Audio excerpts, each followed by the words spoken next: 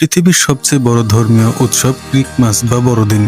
বিশ্বব্যাপী খ্রিস্টান সম্প্রদায় ডিসেম্বরের 25 তারিখে ঘটা করে বড়দিন পালন করে, কারণ খ্রিস্টানরা মনে করে এই দিনে যীশুখ্রিস্ট জন্মগ্রহণ করেছিলেন।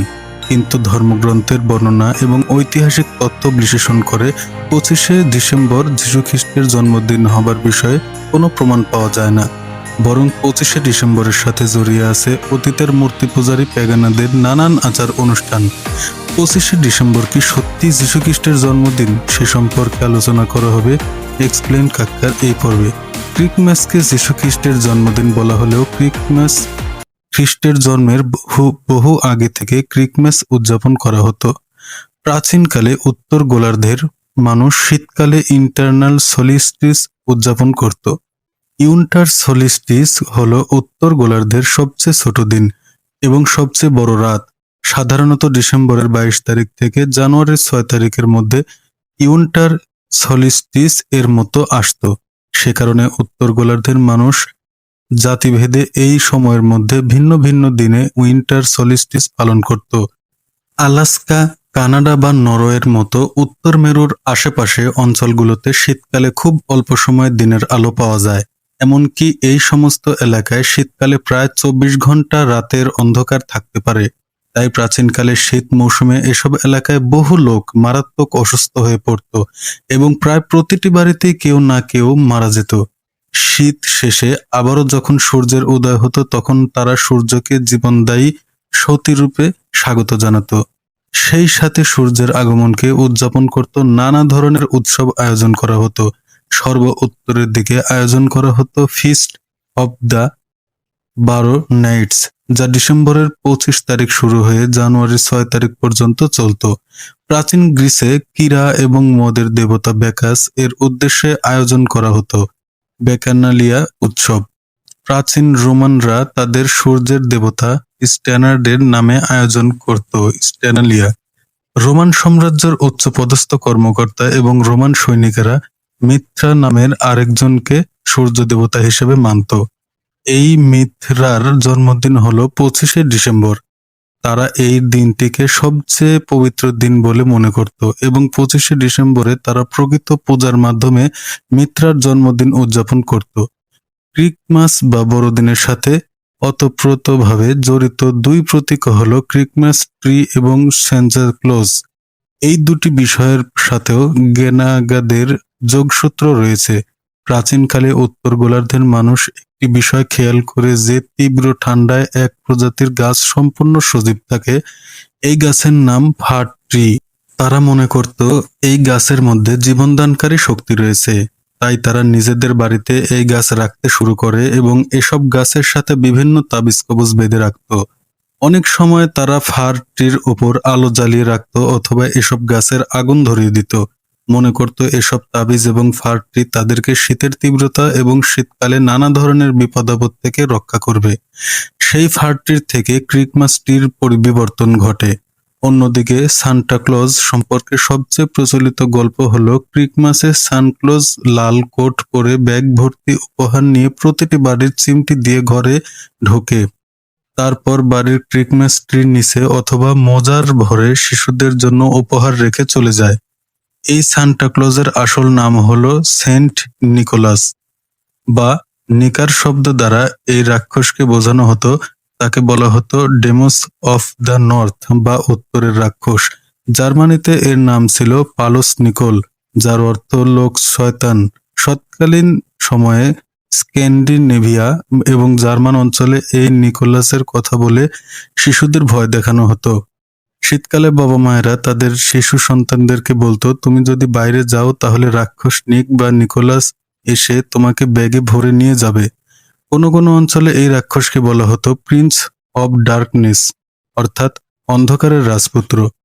আশ্চর্যের বিষয় হলো এই নিকোলাস গ্রিক দেবতা ব্যাকাস এবং রোমান দেবতা স্টার্নার্ড ও মিত্ররা সবাইকে উপস্থাপন করতে একই ধরনের চিত্র অঙ্কন করা হতো। এই সবগুলো চরিত্রে বোঝানো শিল্পীরা লম্বা দাড়িওয়ালার এক প্রকৃতি আঁকতেন, যার সাথে বর্তমান সময়ের জনপ্রিয় সান্টা ক্লজের হুবহু মিল পাওয়া যায়। এছাড়া ক্রিসমাসের প্রতিটি আয়োজনে শুধু সান্টা ক্লজের কথা বলা হয়, অথচ তথাকথিত যার জন্মদিন উপলক্ষে এই আয়োজন সেই যিশুর নামও নেওয়া হয় না। এর মধ্যে দিয়ে ঐতিহাসিকভাবে রাক্ষস হিসেবে পরিচিত এক চরিত্রকে গৌরবান্বিত করা হয়।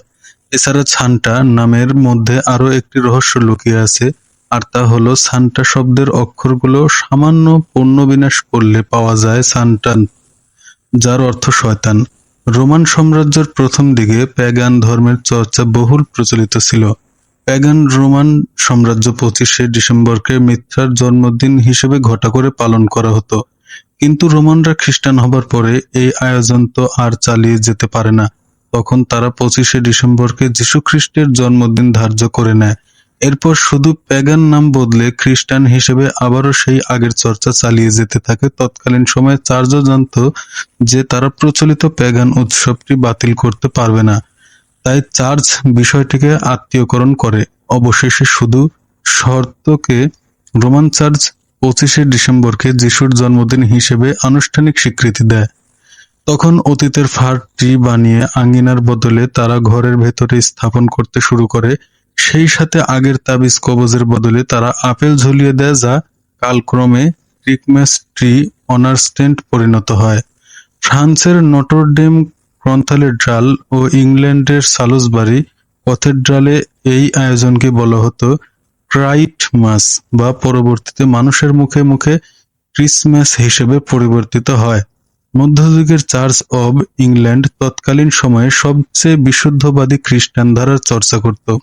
তারা খুব ভালো করেই বুঝতে পারে যে ক্রিসমাসের নামে সরাসরি প্যাগান রাজনীতির চর্চা চলছে। তাই 1647 সাল পর্যন্ত ইংল্যান্ডে ক্রিসমাস উদযাপন সম্পূর্ণ নিষিদ্ধ ছিল। প্রাচীনকালের প্যাগান উৎসবের সাথে ক্রিসমাসের সামঞ্জস্যকে নিতান্তই কার্যতালীয় মনে করে বিষয়টি যদিও বাদ দিয়ে দেওয়া হয় এবং ধরে নেওয়া হয় 25শে ডিসেম্বর যীশুখ্রিস্টের জন্মদিন। তাহলে সমস্যা কোথায়? সমস্যা হলো খ্রিস্টান ধর্মের কোথাও যীশুখ্রিস্টের জন্মের তারিখ উল্লেখ নেই।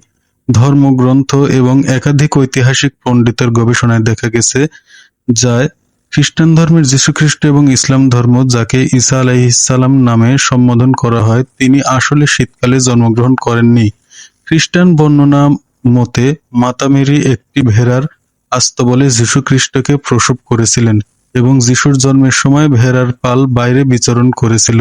কিন্তু ফিলিস্তিন অঞ্চলে শীতকালে রাতের বেলা ভেড়ার পাল বাইরে রাখা হয় না। সে বিবেচনায় অনেকে মনে করেন যিশু বসন্তকালে জন্ম নিয়েছিলেন। অন্যদিকে ইসলাম ধর্মের বর্ণনায় মরিয়ম আলাইহিসসালামের যখন প্রসব বেদনা ওঠে, তখন একজন ফেরেশতা এসে তাকে শহরের বাইরের নির্জন স্থানে চলে যেতে বলেন। নির্জন স্থানে গিয়ে মাতা মরিয়ম আলাইহিসসালাম একটি খেজুর গাছ এবং পানির উৎস খুঁজে পান।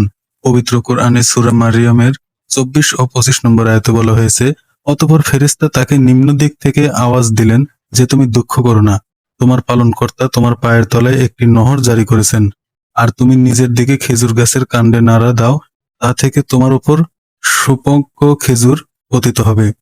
সাধারণত খেজুর পাকে গ্রীষ্মকালে মরুভূমির তীব্র গরমে। তার মানে এখন থেকেও ধারণা পাওয়া যায় যে ঈসা আলাইহিসসালাম ও যীশুখ্রিস্ট শীতকালে জন্মগ্রহণ করেননি।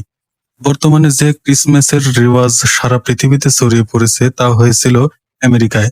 ব্রিটেনের সাথে যুদ্ধ করে আমেরিকানরা স্বাধীনতা অর্জন করার পর সারা সকল ব্রিটিশ রাজনীতি পরিহার করে। এমনকি অতীতের ক্রিসমাসের ছুটির ঘোষণা সরাসরি ব্রিটিশ রাজার কাছ থেকে আসতো বলে আমেরিকা স্বাধীন হবার পর একটানা 67 বছর তারা ক্রিসমাসের ছুটিও পালন করেছিলেন।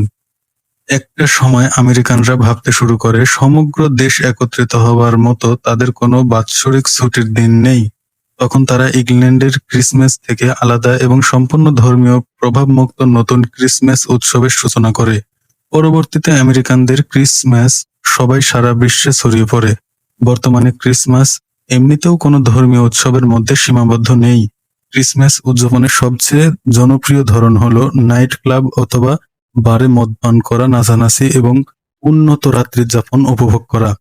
পশ্চিমাদের এসব অন্ধ অনুকরণে বাংলাদেশের মতো দেশেও ডিজে পার্টি আয়োজন করাই ক্রিসমাস উদযাপনের সবচেয়ে জনপ্রিয় পদ্ধতি।